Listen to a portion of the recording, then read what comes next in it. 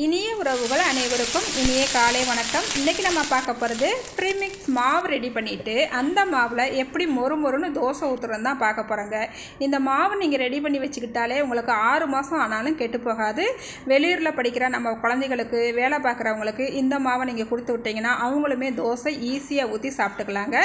இன்று பிறந்தநாள் மற்றும் திருமண நாள் கொண்டாடுற எல்லாருக்குமே என்னுடைய வாழ்த்துக்கள். இப்போ வாங்க நம்ம ரெசிபி எப்படி பண்ணலாம்னு பார்த்துடலாம். ஒரு கடாய் அடுப்பில் வச்சுக்கிட்டு இதில் 2 கப்புக்கு அரிசி சேர்த்துக்கலாம். நான் இன்றைக்கி சேர்த்துருக்கிற அரிசி புழுங்கல் அரிசி தான் சேர்த்துருக்கிறேன். அதுவும் சாப்பாட்டு அரிசி தாங்க சேர்த்துருக்கிறேன். இந்த அரிசியை நல்லா 2-3 தடவை கழுவிட்டு நல்லா தண்ணியெல்லாம் உணர விட்டுட்டு நல்லா நிழல்லையேவும் நல்லா உணர்த்தி எடுத்துக்கலாங்க. ஈரப்பதம் கொஞ்சம் கூட இருக்கக்கூடாது. அதுக்கப்புறம் இதை ஒரு 2 மணி நேரத்துக்குனாலும் நல்லா உணர விட்டு எடுத்துக்குங்க. அதுக்கப்புறம் பார்த்திங்கன்னா நல்லா இந்த அரிசி நல்லா சூடாகி வரந்தட்டிக்கு நம்ம வறுத்துக்கிட்டால் போதும். ரொம்ப நேரம் இந்த அரிசியை வறுத்துடக்கூடாது, கலரும் மாறிடக்கூடாது. அடுப்பை மிதமான தீயில வச்சு இந்த அரிசியை வறுத்துக்கலாங்க. பாருங்கள், 2-3 நிமிஷம் நல்லா வறுத்துக்கிட்டேன். இந்தளவுக்கு வறுபட்டு வந்தால் போதும். இப்போ அடுப்பை ஆஃப் பண்ணிடலாங்க. இப்போ இதை ஒரு பிளேட்டுக்கு மாற்றிக்கலாம். இப்போ இந்த அரிசி நல்லா ஆறிட்டே இருக்கட்டும். இப்போ மறுபடியும் கடாய் அடுப்பில் வச்சுக்கிட்டு இதில் 1 கிளாஸ்க்கு நம்ம உளுந்து எடுத்துக்கலாங்க. இதுவுமே நல்லா கழுவிட்டு தான் எடுத்துருக்கிறேன். நீங்கள் கழுவிட்டு நல்லா எடுத்துக்கோங்க. ஈரம் கொஞ்சம் கூட இருக்கக்கூடாது. அதே போல் ஒரு 2-3 மணி நேரமாவது, ஒரு 3 மணி நேரத்துக்கு முன்னேவும் இந்த உளுந்து நல்லா கழுவிட்டு நல்லா ஆற வச்சு எடுத்துக்கோங்க. வெயிலில் உணர போட்டுறாதீங்க, நிழல்லே நல்லா உணர்த்தி எடுத்துக்கோங்க. இப்போ இது கூடவே 1/2 கப்புக்கு வெள்ளை அவுள் எடுத்துருக்கேங்க. இந்த வெள்ளை அவுளோட ஒரு 2 ஸ்பூனுக்கு கடலைப்பருப்பும் சேர்த்துக்கலாம். 1/4 ஸ்பூன் வெந்தயம் சேர்த்துக்கலாங்க. இப்போ இதையுமே நல்லா கலர் மாறுற வரைக்கும்லாம் வறுக்க வேண்டாம், லைட்டாக சூடானா போதும். அதனால் ஒரு 2-3 நிமிஷத்துக்கு மட்டும் அடுப்பு மிதமான தீயில வச்சுட்டே நல்லா வறுத்துக்கலாங்க. பாருங்கள், இப்போ நல்லா வறுத்துக்கிட்டாச்சு. இப்போ இதையுமே மாற்றிக்கலாம், அடுப்பு ஆஃப் பண்ணிடலாங்க. இப்போ இந்த அரிசியோடையே சேர்த்துக்கலாம். இப்போ இது எல்லாமே நல்லா ஆறட்டுங்க, கொஞ்சம் நேரம் வெயிட் பண்ணலாம். பாருங்கள், நல்லா எல்லாமே ஆறிடுச்சு. இப்போ இதை மிக்ஸி ஜாருக்கு மாற்றிக்கலாங்க. இந்த அரிசி பருப்பு எல்லாத்தையுமே ஒரே தடவையாக நம்ம போட்டு அரைச்சிடக்கூடாதுங்க. எப்பயுமே ஜாரில் நம்ம எந்த பொருள் சேர்த்தாலும் ஒரு அரை அளவுக்கு தான் இருக்கணும், முழுசாக சேர்த்துடக்கூடாது. இந்த மாதிரி அடிக்கும் போது நம்மளுக்கு மிக்ஸியும் சூடாகாது, ஜாருமே சூடாகாது. நல்லா நம்மளுக்கு சீக்கிரமாகவே மாவை அடித்து கொடுத்துரும். பாருங்கள், இப்போ மாவை நல்லா அடித்து வலுவலுன்னு எடுத்துகிட்டு வந்துட்டேங்க. இந்தளவுக்கு இந்த மாவை அடித்து எடுத்துக்கிட்டால் போதும். இப்போ இதை மாற்றிக்கலாம் ஒரு பிளேட்டுக்கு. இப்போ இதை நல்லா ஆற விட்டுறலாங்க. இப்போ மீதமாக இருக்கிற அந்த அரிசியுமே பாருங்கள் நல்லா அடித்து எடுத்துகிட்டு வந்துட்டேன். இப்போ இதையுமே பிளேட்டுக்கு மாற்றிட்டு நல்லா ஆற விட்டுக்கலாங்க. இப்போ நம்மளுக்கு நல்லா மாவு ஆறிடுச்சு. இந்த கப்புக்கு 1 கப் அரிசி மாவு எடுத்துக்கலாங்க. மீதமாக இருக்கிற இந்த மாவை நல்லா ஒரு டப்பாவில் போட்டு இறுக்கி மூடி வச்சுருங்க. 6 மாதத்துக்கு கூட நம்மளுக்கு கெட்டு போகாமல் இருக்குங்க. நம்மளுக்கு வெளியூரில் யாராவது வேலை பார்க்குறவங்க, வெளியூரில் தங்கி வேலை பார்க்குறவங்க இருந்தாங்கன்னா அவங்களுக்குலாம் இந்த மாதிரி நல்லா ப்ரீமிக்ஸ் ரெடி பண்ணி நம்ம கொடுத்து விடலாங்க. அவங்களுக்கு நல்லா ஹெல்ப்பாக இருக்கும். ஏன் நம்மளே திடீர்னு ஒரு நாளைக்கு ஊருக்கு போகிறோம், மாவாட்டி வைக்காமல் போயிடுறோம். வந்து பார்த்தோம்னா நம்ம மாவுக்கு ஒவ்வொரு ஏரியாவாக போய் மாவு வாங்குறதுக்கு நம்மளுக்கு அலைய வேண்டியதாக இருக்கும். இந்த மாதிரி நம்ம ப்ரீமிக்ஸ் ரெடி பண்ணி வச்சுக்கிட்டோம்னா நம்மளுக்கு ரொம்ப ஹெல்ப்பாக இருக்குங்க. இப்போ நான் அந்த மாவு எடுத்தோம் இல்லையா, அதை ஒரு பாத்திரத்துக்கு மாற்றிக்கிட்டு அதுக்கு தேவையான அளவு உப்பும் தண்ணியும் சேர்த்துருக்குறேன். தண்ணி பார்த்திங்கன்னா ஒரு கப்பு எடுத்துருந்தேன், அந்த 1 கப்பையும் முழுசாக சேர்த்துருக்கேங்க. இப்போ இந்த மாவை கட்டிகள் எதுவுமே இல்லாமல் நல்லா கரைச்சி எடுத்துக்கலாங்க. நல்லா கையை வச்சு கரைச்சிக்கலாம்.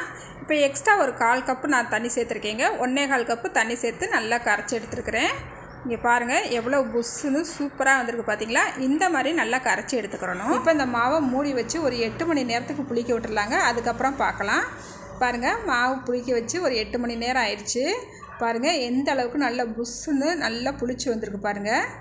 இங்கே பாருங்கள், வாவ், சூப்பராக புளிச்சு வந்துருச்சுங்க. இப்போ மாவை நல்லா கலந்து விட்டுக்கலாம். இப்போ நம்மளுக்கு மாவு வந்து கட்டியாக இருக்கிறது போல் இருக்குது. அதனால் நான் கொஞ்சமாக தண்ணி இதோடு சேர்த்துக்கிறேங்க. நல்லா கலந்து விட்டுக்கலாம். இந்த நேரத்தில் நீங்கள் உப்பெல்லாம் கரெக்டாக இருக்கான்னு ஒரு தடவை செக் பண்ணிக்கோங்க. இந்த அளவுக்கு மாவு பதம் இருந்தால் போதுங்க. இப்போ ஒரு தோசைக்கல் அடுப்பில் வச்சுக்கலாம். தோசைக்கல் அடுப்பில் வச்சுக்கிட்டு இதில் நல்லா எண்ணெயை லைட்டாக தடவி விட்டுக்கலாங்க. இந்த ஓரங்களில் எனக்கு வந்து எண்ணெய் கொஞ்சம் கூடிருச்சு. எண்ணெய் கூடி வந்துச்சுன்னா நம்மளுக்கு தோசை இழுக்கிறதுக்கு அந்த இடத்துல வராது. அதனால் எண்ணெயை லைட்டாக மட்டும் தடவி விட்டுக்குங்க. அதுக்கப்புறம் நம்ம எண்ணெய் ஊற்றிக்கலாம். பாருங்கள், நல்லா இந்த மாதிரி தடவி விட்டுக்குங்க. தடவி விட்டுட்டு லைட்டாக நான் இன்றைக்கி நல்லெண்ணெய் தான் மேலே விட்ருக்கேங்க. நல்லெண்ணெய் விட்டு சாப்பிடுங்க, தோசைக்கு சூப்பராக இருக்கும். நான் இன்றைக்கி மசாலா தோசை தாங்க செய்ய போகிறேன். நல்லா மசாலா ரெடி பண்ணி வச்சுருந்தேன். இப்போ தோசையில் நல்லா ஒரு பக்கம் அப்படி சேர்த்துட்டு நான் மூடிக்கிட்டேங்க. பாருங்கள், தோசை சூப்பராக வந்துருச்சு. நான் இன்றைக்கி இந்த தோசை எங்கள் வீட்டுக்காருக்கு ஊற்றியிருக்கேன். அதனால் எண்ணெய் கம்மியாக தான் ஊற்றிருக்கிறேன். நல்லெண்ணெய் நல்லெண்ணெய்னாலுமே கம்மியாக ஊற்றி கொடுக்குறது நல்லது தானுங்க. இப்போ எங்களுக்கு ஊற்றிக்கிற போகிறோம், அதாவது என்னோடய பொண்ணுக்கு ஊற்றுறேன். இப்போ தோசைக்கல்ல லைட்டாக நல்லா தண்ணி தெளித்து விட்டுட்டு நல்லா எண்ணெய் தடவிட்டு இப்போ தோசை ஊற்றிக்கலாங்க. அதுக்கப்புறம் இப்போ லைட்டாக மேலே நல்லெண்ணெய் விட்டுக்கலாங்க. இப்போ நம்மளுக்கு தோசை சூப்பராக வந்துருச்சு. நம்ம ரெடி பண்ணி வச்சுருக்கிற மசாலாவை உள்ளே சேர்த்துக்கலாங்க. நான் அப்போதையும் ஓரத்தில் சேர்த்துருந்தேன், இப்போ சென்டராக சேர்த்துருக்குறேன். இந்த பக்கம் பாதி அந்த பக்கம் பாதியை நான் மடித்து எடுத்துக்கிற போகிறேன். இந்த தோசையை அவள் அந்த மாதிரி தான் கேட்டிருக்கிறா. அதனால் இந்த சைடு கொஞ்சம் அந்த சைடு கொஞ்சம். இங்கே பாருங்கள், தோசை அப்படியே எடுக்கும் போதேவும் அப்படியே மொறுன்னு இருக்குங்க. அந்த தோசை சாப்பிட்றதுக்குமே ரொம்ப ரொம்ப டேஸ்ட்டாக இருக்குங்க. இப்போ நம்மளுக்கு தோசை செம்மையாக ரெடி ஆகிடுச்சு. மசாலா தோசை நம்ம எடுத்துக்கலாம். இன்றைக்கி எங்கள் வீட்டில் மசாலா தோசை தாங்க காலை சாப்பாடுக்கு.